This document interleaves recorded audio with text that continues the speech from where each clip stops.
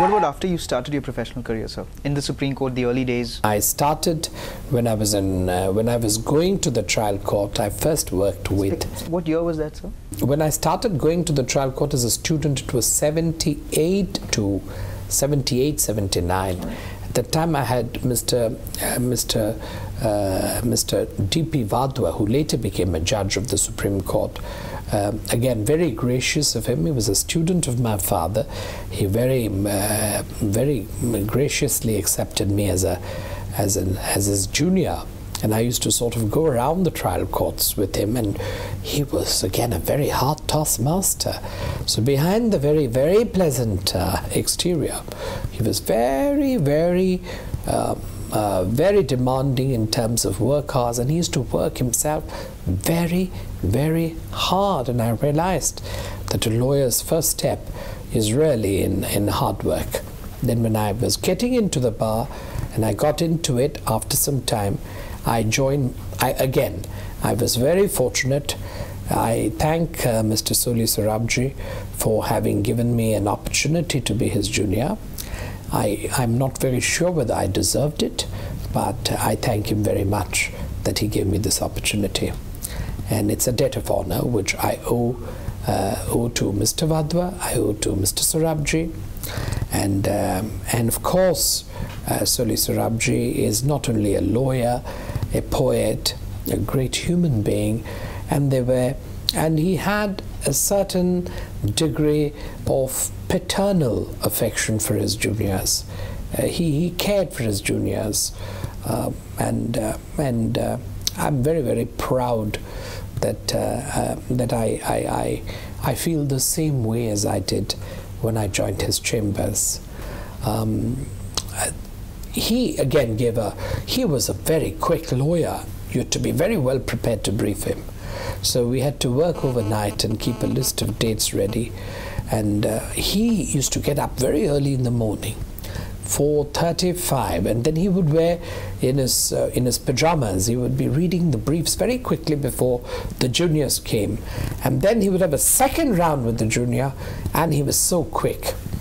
And in between, he used to have a bit of apple and curd. That was his staple breakfast in the morning.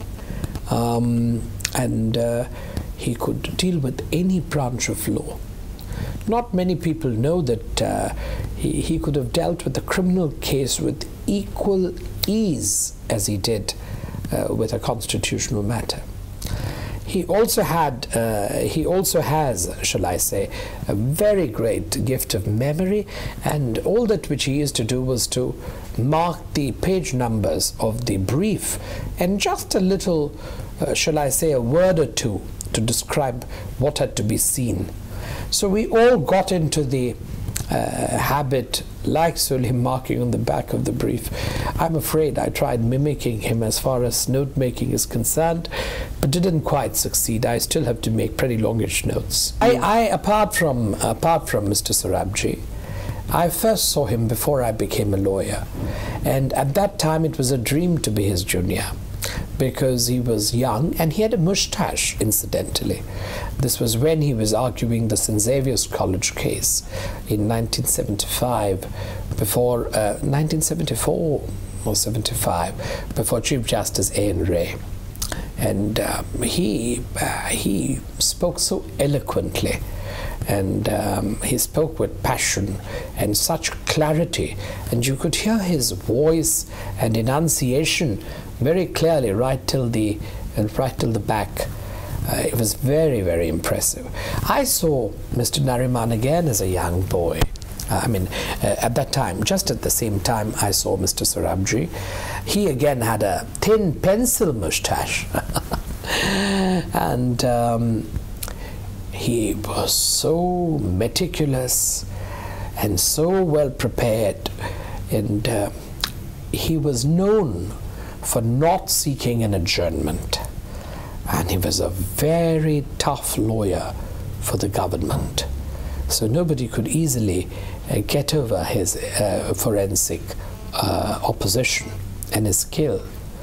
And he also, in his own way, when he resigned and got into private practice, He never flaunted, shall I say, his reasons or his possible disagreement with the government. There was a certain elegance, shall I say, when he moved over to private practice. That is also something which I distinctly remember.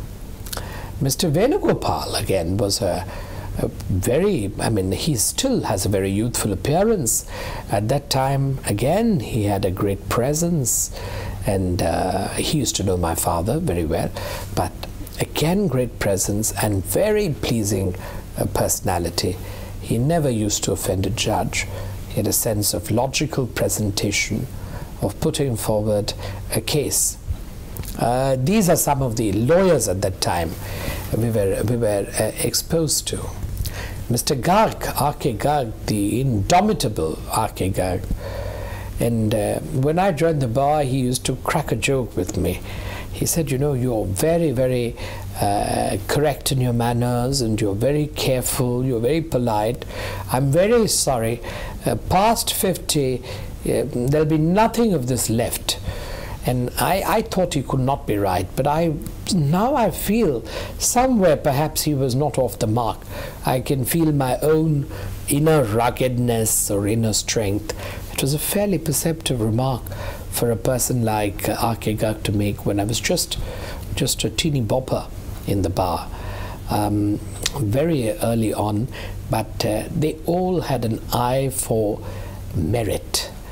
The most important thing which I wish to share is that it is only because of hard work, and perhaps we had a little bit of merit, but we judges always gave us the chance, and they used to treat the junior most lawyer with the same degree of respect and courtesy as they treated the senior most lawyer.